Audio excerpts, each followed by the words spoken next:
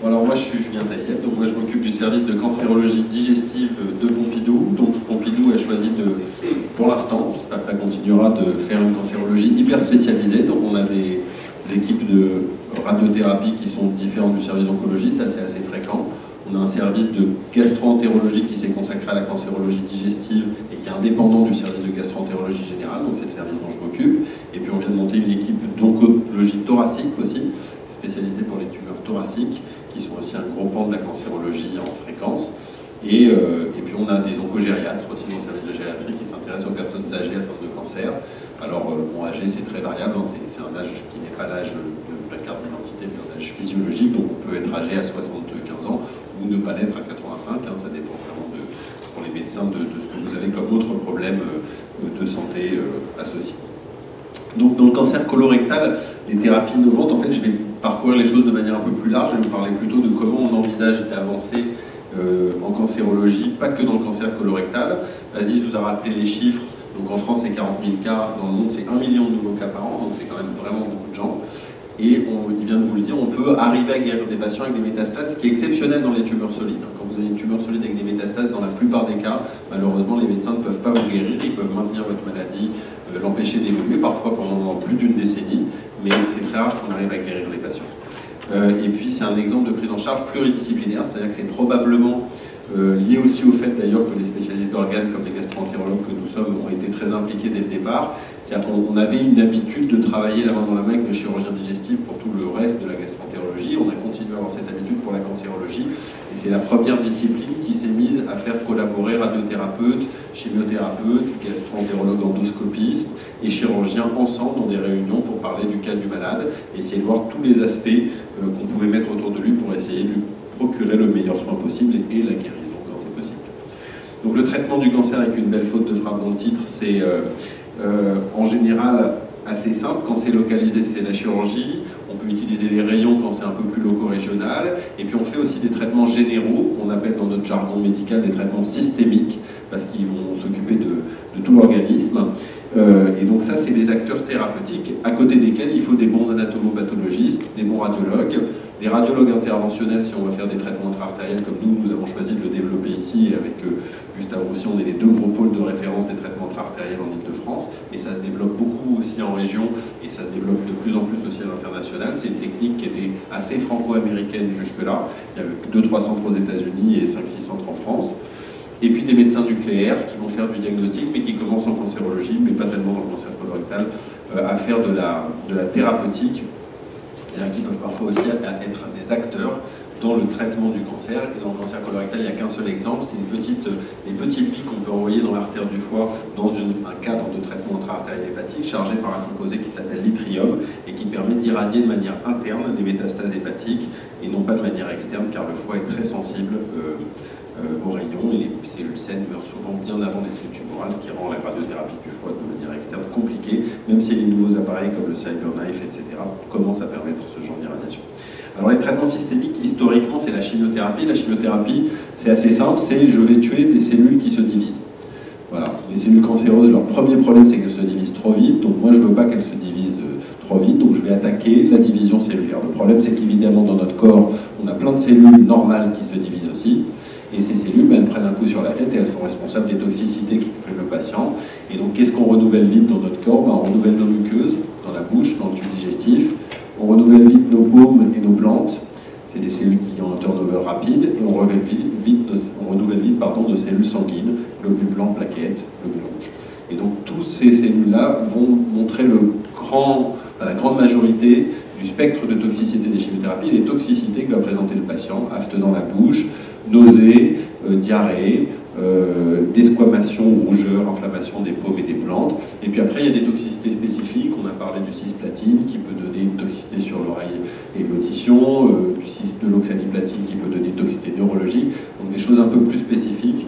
Mais globalement, le grand spectre muqueux, digestif et hématologique est assez constant en chimiothérapie. Donc on s'est dit dans les années 90 que peut-être qu'on pourrait trouver des choses plus spécifiques, c'est-à-dire qui ne seraient exprimées, on n'attaquerait plus toutes les cellules en division, on attaquerait les cellules uniquement cancéreuses, et donc pour ça on a cherché des choses qui exprimaient les cellules cancéreuses, mais qui n'exprimaient pas les cellules normales, et ça a lancé le concept de thérapie moléculaire ciblée, en disant on va chercher une altération moléculaire dans une cellule et essayer de cibler cette altération moléculaire en espérant qu'elle ne soit que spécifique de la cellule tumorale et qu'elle n'existe pas dans la cellule normale.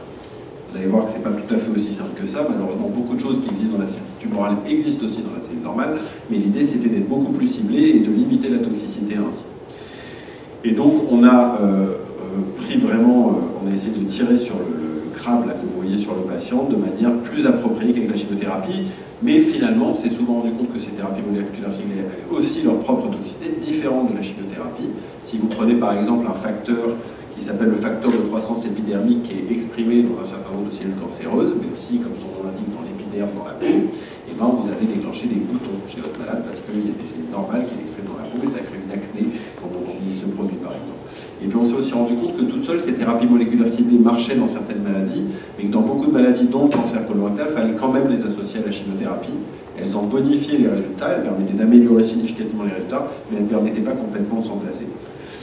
Et le fait est qu'en fait, en 1981, quand moi j'étais encore au lycée quand même à cette époque-là, mais on avait le noyau, le cytoplasme et des signaux de division cellulaire. On nous expliquait un peu les choses comme ça. Moi, quand j'étais au lycée en première année de médecine, aujourd'hui, les réseaux intracellulaires, c'est plus compliqué que le plan de métro de Tokyo, ne serait-ce que pour utiliser 2 ou 3 voies.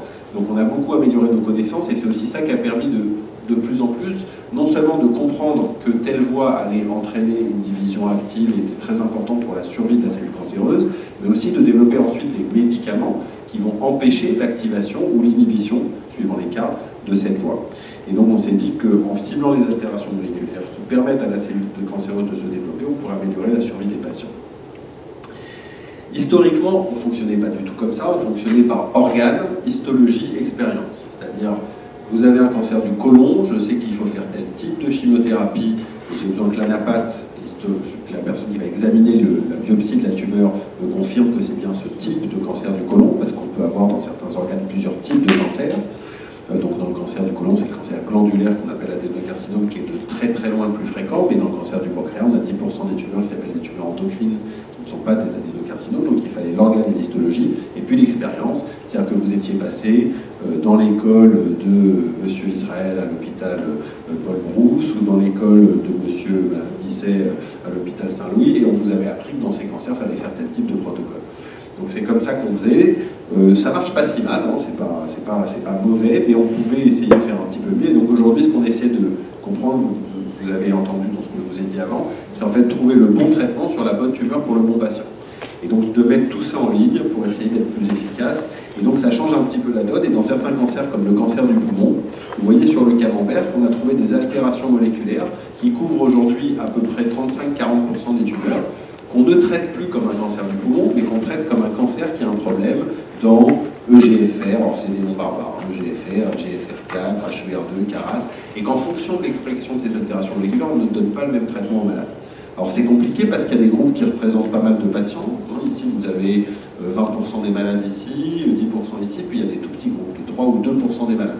Donc ça démembre le cancer, et il faudra peut-être dans le futur, et c'est déjà le cas pour certaines altérations, traiter pareil un cancer de ORL, du côlon, du poumon ou l'utérus, s'il a cette altération moléculaire, parce qu'on sait que c'est cette altération moléculaire qui va répondre au traitement qu'on peut mettre en face de manière beaucoup plus impressionnante que ce qu'on peut obtenir avec une chimiothérapie standard.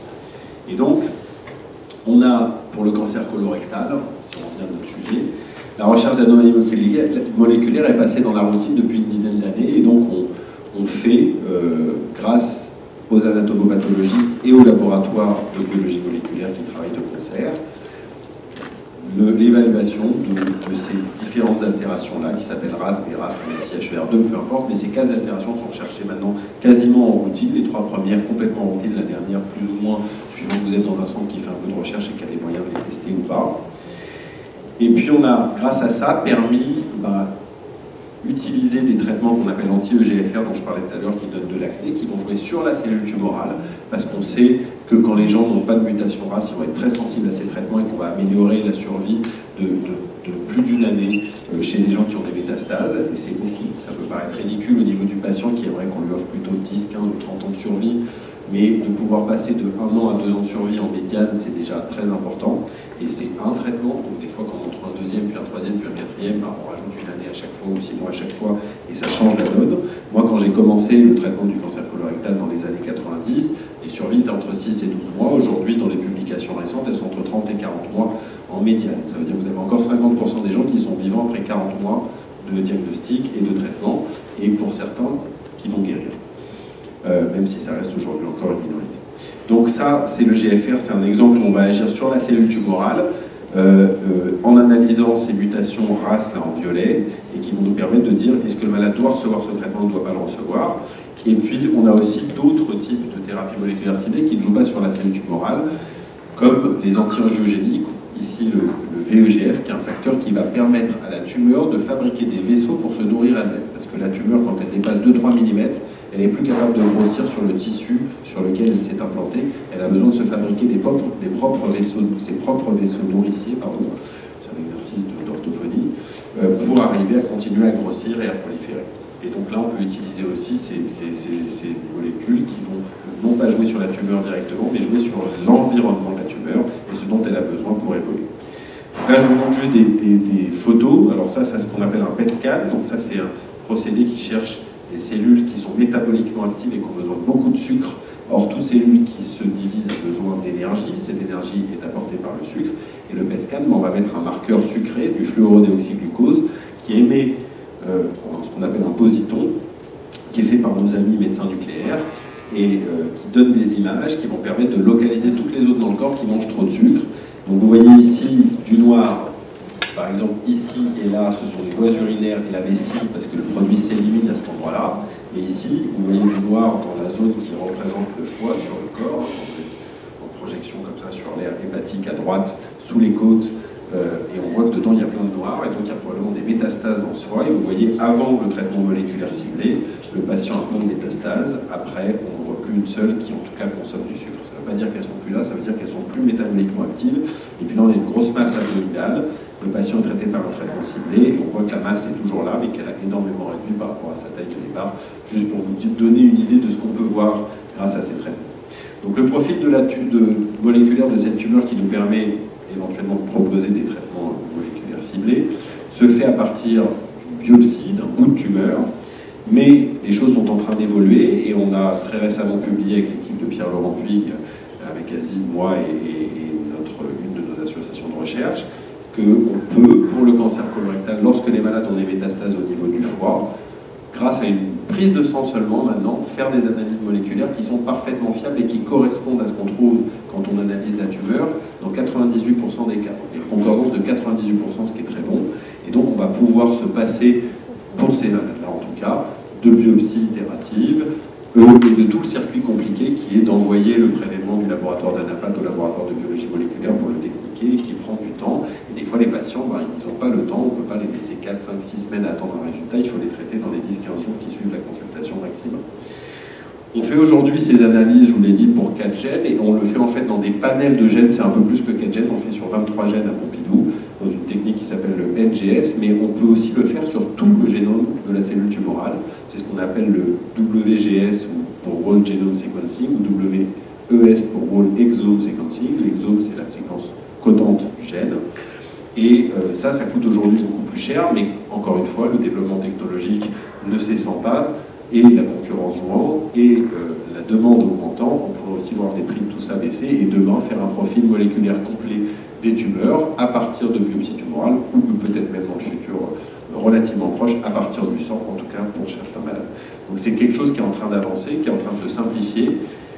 Imaginez que demain, au lieu de vous faire la coloscopie, le prélèvement, faire analyser tout ça, faire le diagnostic, rencontrer le médecin qui redemande une analyse de vos prélèvements pour faire vos analyses moléculaires, on vous fasse juste une prise de sang qui remplace tout ça, ça serait quand même pas mal, pour le patient avant toute chose, pour la société en termes de coûts, et pour nous aussi, parce que la complexité des circuits nous prend énormément de temps au quotidien, tant qu'on ne consacre pas à faire d'autres choses qui seraient probablement plus importantes dans l'accompagnement de nos patients. Voilà, donc on a fait au niveau de l'assistance publique, grâce à un programme pilote soutenu par l'Institut national du cancer, à l'initiative de Pierre-Laurent Puig, qui est la personne qui s'occupe de la biologie moléculaire des cancers ici, une réunion de concertation pluridisciplinaire, comme on le fait pour tous nos malades avec les chirurgiens, les radiothérapeutes, mais on l'a fait au niveau moléculaire, c'est-à-dire qu'on va sélectionner des patients jeunes, souvent, résistants aux traitements habituels de manière inhabituelle, justement, et qui vont avoir un certain profil moléculaire pour ne pas avoir trop de mutations attendues, parce que le problème, quand on génère toutes ces tout ce profil moléculaire et qu'on découvre toutes ces mutations, c'est que si vous avez 4 ou 5 mutations, le biologiste, il peut, à partir des connaissances actuelles, réfléchir et vous dire laquelle il faut cibler. Si vous en trouvez 250, ça devient très compliqué de savoir laquelle il faut cibler et comment on va rendre service au malade. Parce que le malade, ça ne l'intéresse pas qu'on cible des mutations de sa cellule cancéreuse. Ce qui l'intéresse, c'est que sa maladie régresse et qu'il aille mieux. Et donc, il faut trouver dans 250 mutations laquelle ou lesquelles sont importantes à empêcher pour arriver à faire du bien aux patients, et ça c'est compliqué, donc on sélectionne un peu les malades pour éviter qu'il y ait trop de mutations et que ça reste analysable par un biologiste humain. Peut-être que l'informatique demain permettra des analyses indépendamment du nombre de mutations, mais ce n'est pas encore le cas aujourd'hui. Et on a permis, grâce à ça, de résoudre pas mal de problèmes au niveau maintenant de toute l'assistance publique. Au début c'était Tenon et Pompidou, puis d'autres hôpitaux sont venus s'agréger, et maintenant presque tous les hôpitaux participent, chacun avec ses spécificités, la Pitié avec la neuro-oncologie, d'autres avec des choses plus spécialisées sur la dermatologie, etc. Et on a trouvé, pour pas mal de patients, alors la rentabilité est faible, c'est-à-dire que quand on va tester 100 patients, on va trouver une solution pour 10 patients, mais pour certains cas individuels, c'est assez miraculeux, et on a eu une réunion récente là, avec une métastase au niveau de la moelle épinière qui faisait qu'un malade jeune devenait progressivement tétraplégique, a pu, grâce à une découverte d'altération moléculaire inattendue chez lui, recevoir un traitement qui a fait qu'il a pu retrouver, enfin d'abord arrêter d'être progressivement paralysé en étant parfaitement conscient de ce qui lui arrivait, ce qui est quand même assez terrible, et en plus retrouver l'usage de ses bras et partiellement seulement de ses jambes, mais retrouver une autonomie complète grâce à ce traitement qu'on n'aurait jamais pu lui donner si on n'avait pas fait cette analyse. Donc le portrait moléculaire du tumeur peut aussi changer, donc il faut comprendre aussi qu'on a besoin de reanalyser. Alors on espère que le sang va simplifier les choses. Aujourd'hui on doit faire beaucoup de biopsies parce que vous savez que l'aspect qu'on a au départ de son existence n'est pas forcément l'aspect qu'on a à la fin. Donc ça c'est une diapositive empruntée à Star Wars. Et aussi pour le développement des médicaments, c'est très important ce profil moléculaire, parce que vous voyez qu'avant on arrivait souvent quand on disait bon, on va tester un nouveau produit dans le cancer du côlon, voire dans tous les cancers solides, et puis on verra ensuite dans lequel on le cible plus particulièrement, on avait des taux de réponse qui étaient souvent en dessous de 10%, sachant que les malades qui allaient dans ces études étaient souvent des malades qui avaient déjà reçu toutes les possibilités thérapeutiques pour leur maladie. Aujourd'hui, on sélectionnait de manière moléculaire les patients qu'on va mettre dans ce type d'études, en disant bah là j'ai un inhibiteur de telle voie d'action moléculaire, donc je vais choisir les patients qui ont cette altération moléculaire. On est plutôt à 30 ou 50% de fonte de la masse tumorale, et encore 30% de patients qui sont stabilisés, qui n'évoluent plus alors qu'ils étaient en train de progresser. Et donc ça permet de bonifier aussi l'efficacité de la recherche précoce sur des molécules qui sont en phase, on va dire, exploratoire encore de leur développement. Au-delà du ciblage moléculaire, on peut aussi cibler la maladie, mais Aziz a un peu dévoyé le sujet, donc je ne vais pas vraiment insister. Un organe, et nous dans le cancer colorectal, l'organe clé c'est le foie, parce que 80% des métastases se font dans le foie, même si elles ne sont pas que dans le foie, mais quand elles sont que dans le foie, et ben on peut, grâce au fait que le foie est un organe qui a une veine et une artère qui rentrent dedans, utiliser l'artère pour administrer des choses, parce que personne n'a posé la question tout à l'heure, mais on pourrait se demander pourquoi pour le cancer du rein on ne fait pas des choses dans l'artère du rein, etc. Mais parce qu'il n'y a qu'une artère qui amène le sang, et donc si vous la bouchez, vous créez un infarctus. C'est-à-dire que la thrombose de l'artère fait qu'il n'y a plus d'oxygène qui arrive dans l'organe, et l'organe, il s'infarcit, il manque d'oxygène, et va mourir, voire nécessiter d'être retiré par un chirurgien derrière. Alors que le foie, comme il a une veine qui rentre et une artère qui rentre, et que 60% de l'oxygène et des nutriments lui est apporté par la veine, même si vous dézinguez complètement l'artère, ce qui n'est pas souhaitable quand même, il n'y a pas de risque pour le malade, il va peut-être avoir une petite réaction hépatique, mais il va parfaitement survivre et le foie s'en sortira. Et donc, ça a entraîné, on va dire, des choses plus audacieuses de la part des chirurgiens, des radiologues et des oncologues sur le foie, en se disant, ben là on peut y aller, on peut entre guillemets jouer plus avec l'artère pour essayer de faire quelque chose contre la tumeur. Et donc ça a permis ces traitements intra-artériels hépatiques qui peuvent être faits soit par un cathéter qu'on place directement dans l'artère grâce à un radiologue interventionnel. Historiquement, c'était des chirurgiens, on n'a plus besoin des chirurgiens pour ça, et c'est mieux que ce ne soit pas les chirurgiens parce que les résultats de la radiologie interventionnelle nous permettent de mettre en place des dispositifs qu'on peut retirer, qui durent plus longtemps, et c'est beaucoup moins invasif pour le patient. Et donc ça permet le développement de cette approche. Soit on ne met pas de dispositif en place, on monte juste un cathéter le moment de la procédure, on envoie des petites billes chargées par un élément radioactif dont je parlais tout à l'heure, comme l'yttrium, ou une chimiothérapie sur la petite bille, et on va arroser directement les métastases dans le foie au plus près pour essayer d'augmenter la concentration des produits toxiques sur les zones cancéreuses et pas sur les zones dangereuses. Et là, vous voyez par exemple la patiente qui nous avait été adressée de nos souris pour absence de ressources thérapeutiques, qui était quelqu'un d'assez jeune et d'assez volontaire, patient de 46 ans. Et vous voyez qu'il a des énormes, toutes les zones un peu grises là dans le foie, ce sont les métastases. Hein. Ça c'est l'estomac, c'est pas du foie, mais ça c'est du foie avec de la métastase, ça aussi, ça aussi, ça aussi. Et vous voyez qu'après quelques cures, on voit presque plus les métastases qui n'ont pas disparu totalement, mais énormément régressé, alors que ce patient était condamné à attendre que sa maladie évolue et le tue. Alors ça n'a pas permis de le guérir, on va être très honnête, mais ça a permis de repousser la maladie une fois de plus et de lui laisser un certain nombre de mois de survie avec une bonne qualité de vie. Voilà, je vais m'arrêter là. Donc, si vous avez des questions.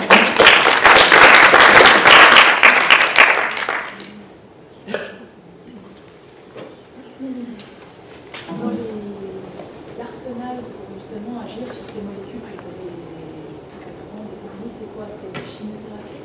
Alors, c'est souvent des... Alors, il y a plusieurs choses. Ça peut être des médicaments qu'on prend par voie orale. C'est pas des chimiothérapies, c'est différent. La chimiothérapie, en fait, c'est ce que j'essayais d'expliquer au début, elle joue sur la division cellulaire. C'est au moment où une cellule mère essaye de donner 2 cellules filles, elle se met quelque part, elle fait capoter le processus et tout le monde meurt. Voilà. Donc, l'idée de la chimiothérapie, c'est qu'elle doit être donnée à une certaine dose et à une certaine fréquence. Parce qu'évidemment, dans votre cancer, les cellules, elles sont hétérogènes. C'est clonal, mais c'est quand même pas tout à fait des jumeaux, si on veut faire un parallèle avec l'humain. Et donc, il va y avoir des populations assez hétérogènes, et surtout, les divisions ne sont pas synchronisées non plus. C'est-à-dire que les cellules se divisent à tour de rôle. Et donc, en répétant les cures à intervalles réguliers, on va attraper au bon moment de la phase de division la cellule tumorale, et au lieu d'arriver à faire 2 bébés, tout ça va mourir, et la cellule mère ne donne pas de cellule fille. Et si vous arrivez à faire ça sur un nombre suffisant de cellules, la tumeur va régresser et éventuellement pouvoir être enlevée par un chirurgien derrière ou permettre de contrôler la maladie un certain temps. Les thérapies ciblées, l'idée c'est de dire qu'il y a une voie qui est importante dans le signal de multiplication qu'on va aller inhiber, mais on ne joue pas sur la division cellulaire elle-même, on joue sur des voies de signalisation intracellulaire qui peuvent entraîner la résistance à la mort, la division, le potentiel de métastase et d'invasion, plein d'autres choses. Donc c'est des traitements qui n'ont pas un nom global, c'est... Si, ça s'appelle les thérapies moléculaires ciblées. Ouais, TNC ou voilà. Des thérapies ciblées sur le cas. Oui, monsieur. Presque toutes les interventions qui ont eu avant d'autres abordent la question de la chimiothérapie après une opération, c'est post-opératoire. La vôtre semble aborder un pas en amont, mais ça me donne l'impression que c'est aussi post-opératoire. Non, nous là, ce que je présentais, c'est vraiment les malades dont M. Zanan parlait avant, qui sont stade 4, c'est-à-dire qui ont des métastases, et dont le but du traitement va être de ralentir ou de faire régresser la maladie pour permettre aux malades de vivre plus longtemps. Mais dans la plupart des cas, sauf si on arrive à la fin à opérer et à détruire toutes les lésions, on ne va pas obtenir de guérison pour le malade. Mais on va lui permettre, au lieu de vivre 6 mois avec sa maladie, de vivre 4 ans, 3 ans, 5 ans, suivant son historique, en l'accompagnant. Cette démarche qui, quand même, n'est pas tout à fait pareille pour un être humain, de savoir qu'il a encore quelques étés avec ses petits-enfants ou qu'il doit faire ses papiers pour le notaire dans 3 mois. Ça, j'ai bien compris.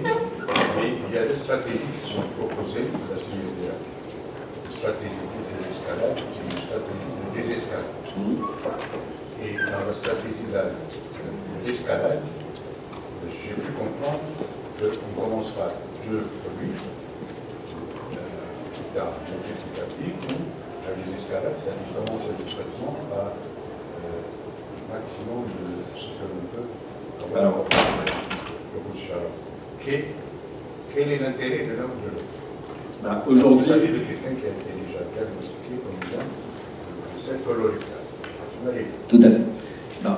Alors, moi, je vais vous dire mon opinion, mais elle n'est pas forcément représentative de la réalité, de la connaissance scientifique.